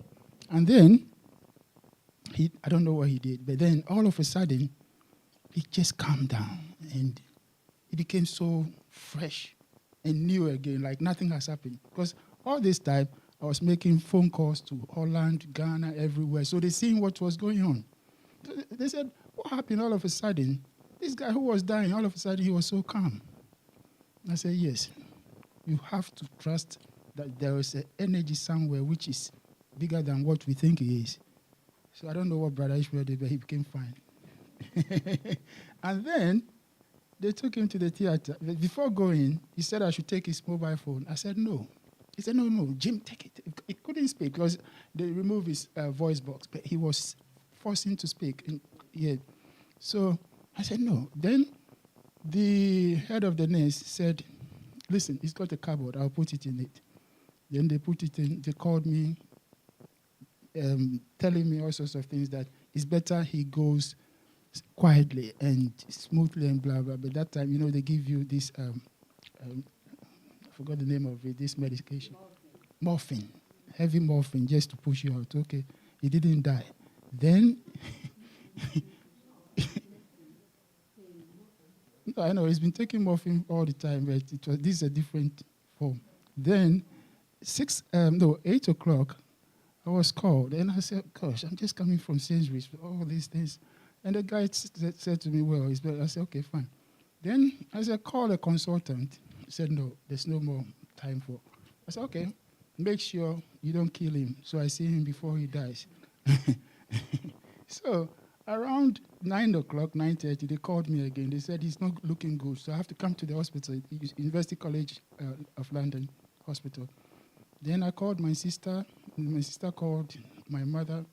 I got there before 10. I waited till 10:30. Then we went there. He was like a dead person. So I said, what happened? He said, oh, well, he's okay. I said, are you sure? He looks like somebody who's gone. So they have a visitors room. They called us there in about an hour. They spoke to us for about an hour and a half and then asked questions, but I noticed that there's no point to fight all these sorts of things. So when we were going, my mother said, let's go. And I said, yeah, okay, yeah, I'll summarize it. My mother said, okay, let's go. I said, no, we came because of this guy, Frederick, so we have to see him before we leave. So I went to see him. He was awake. And I said, Jim, we came here earlier, but then you were deep asleep. So make sure tomorrow I'm coming to see you, but make sure you are in the ward. Then he nodded. He didn't open his eyes. Then he made a fist and did something like this. Like in Ghana, we say, oh, yekunim, or yekunim. That means it's finished. You know, he did this. And then they called me in the morning, how is oxygen going down? And then the 7:30 is gone. I went to see him, and he was looking so peaceful. And I was happy about it. And you said something about people, when they die, they come, sometimes you see them. One of my younger cousins, who looked just like me, somebody said we look like angels when we were younger, and he died, and one of her cousins to Intema didn't know. So he went to her and said, listen, what are you doing here? Her name is Taya. What are you doing here, Sister Taya? There's a big party going on in the house. Everybody is there. Why don't you go? Go now. So she left them at Tula. And when she reached T Junction, they were coming from the cemetery.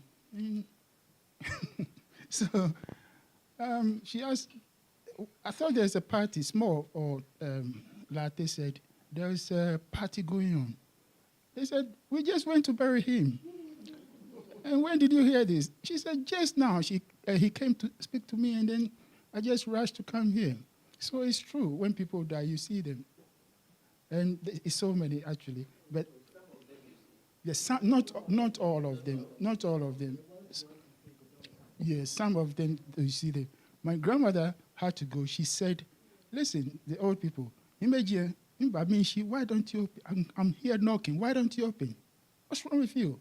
But just because the children were around, they were not doing that. As soon as the children left to call their mother, that this grandma is behaving strangely. And as soon as they left, she had a cloth, covered herself, and left her face. And then she left.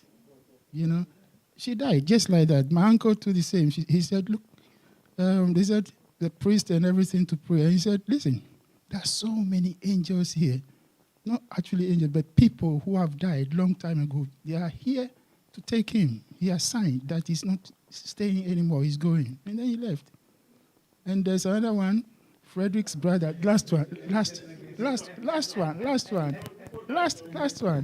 And then he said to the church people to come and sing for him.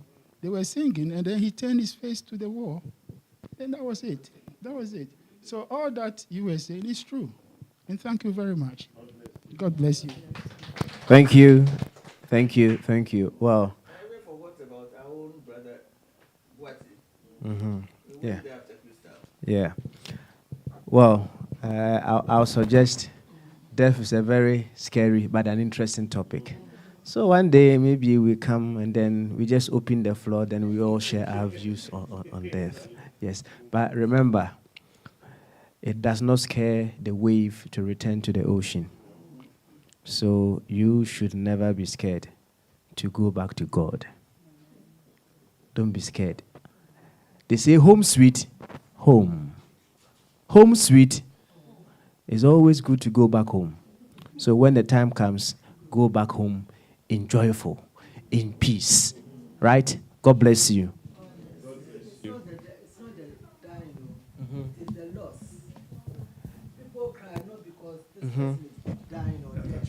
The attachment. No, the loss. Hey, that is attachment. It's attachment. Yes. Mm-hmm. The loss is what makes people cry. Yeah. Mm-hmm. Because when you die, Yes. The attachment is the problem. So one day when you are meditating, see yourself losing everything.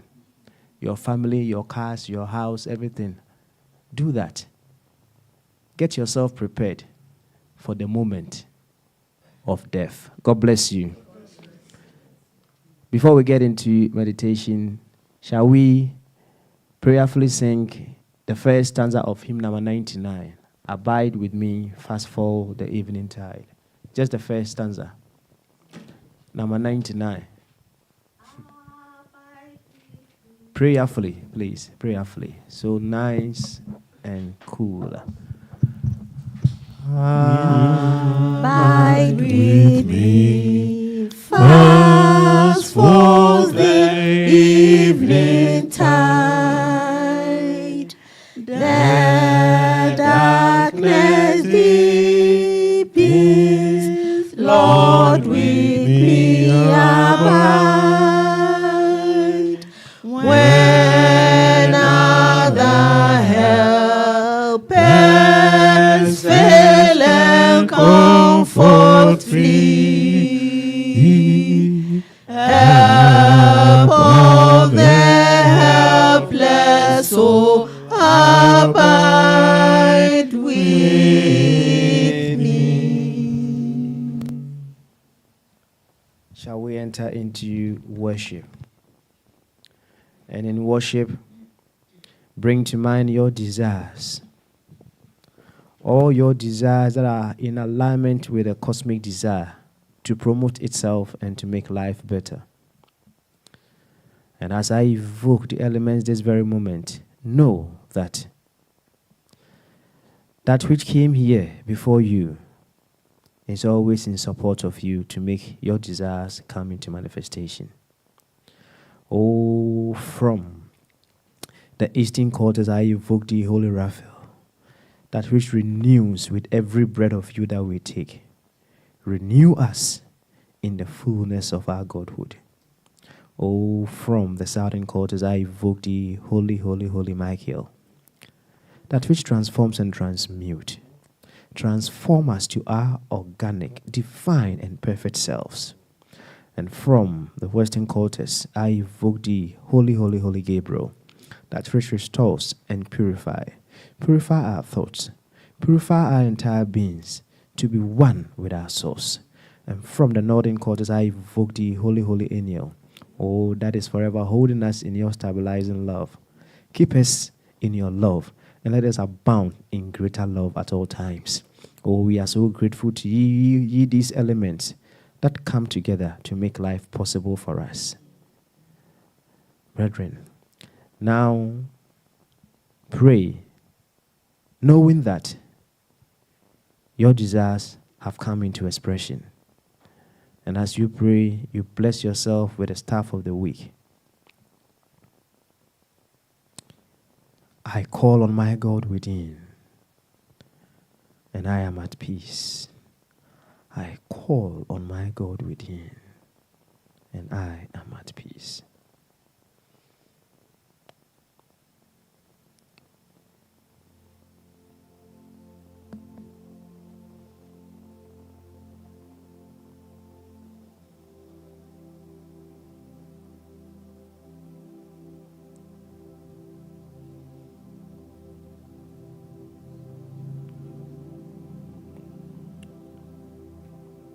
Once we call on our God within, we are certainly at peace.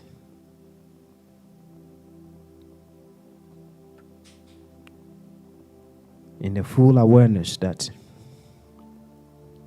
our desires are answered, we give thanks. We are grateful for an answered prayer. And so it is. Brethren, we get ready to come out of worship. Let your next in breath, holding it briefly, and with your out breath, gently open your eyes. God bless you. God bless you. God bless you. Announcement, please.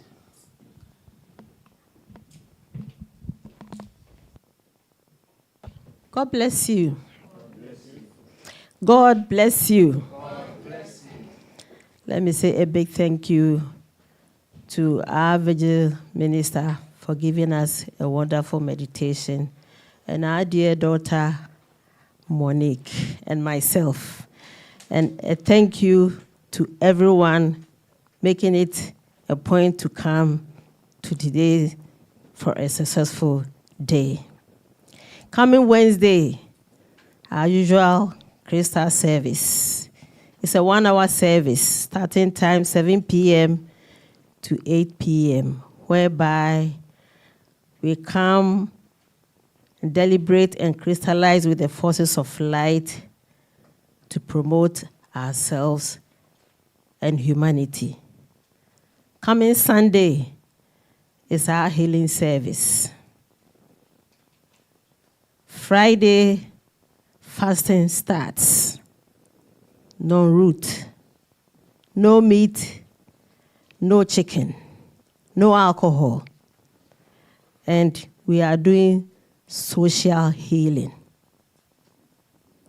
We are all units of life.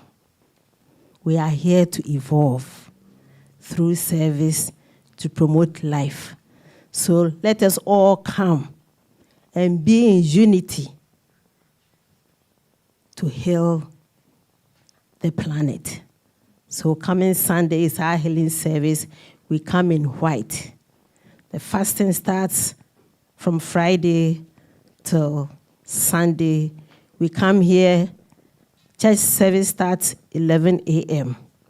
to 2 p.m. So we should all make it a point to be here.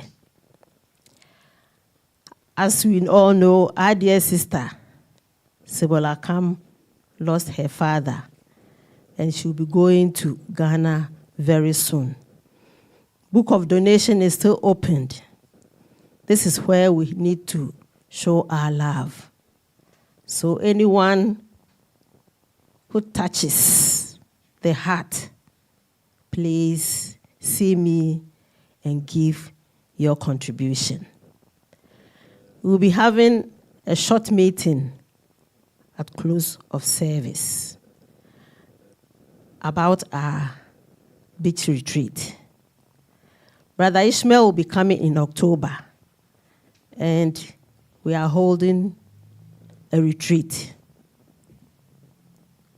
So please, anyone who is interested should come and put his or her name down so that when he comes, we all go and enjoy our souls.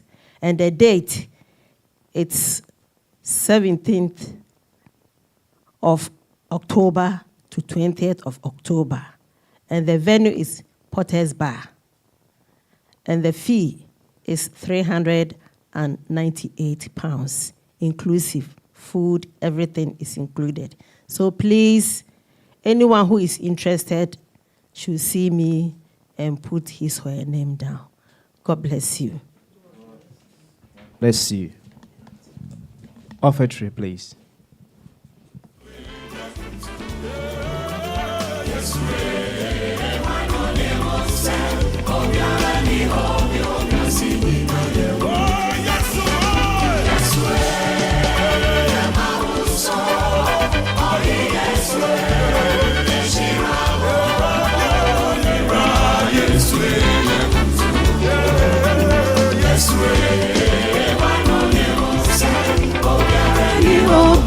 Singina Yehudi, Erate Wahini so, Erate Utumi so, Yeswe, Wanoni Wose, Obiarani Obio, Yasinina Yehudi, Yeswe, Yamahuso, Ohi Yeswe, Yeshirawo, Aomira.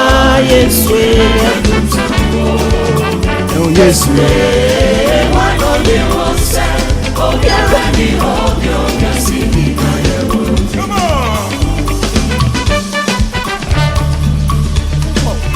Listen, and you Kenya, Yeswe, no number, let's go. Yesu nyawa Yesu asina kauna me mayeda Nyam Kenya Mkongo Yesu ni nuna manusu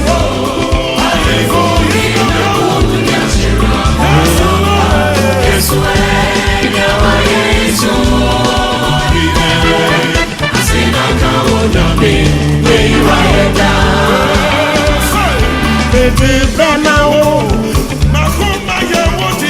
Mete bema o Asahi Yesu Mete bema o Wakoma ye udia Mete bema o Mete bema o Asahi Yesu Mete bema o Wakoma ye udia Mete bema o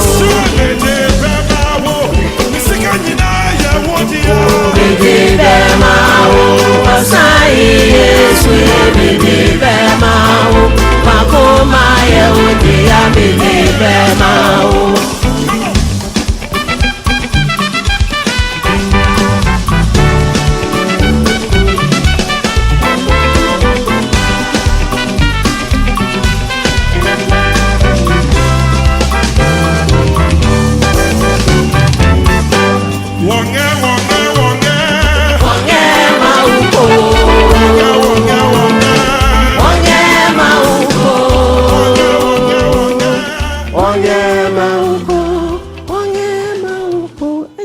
I know we would have wanted to dance a little bit more.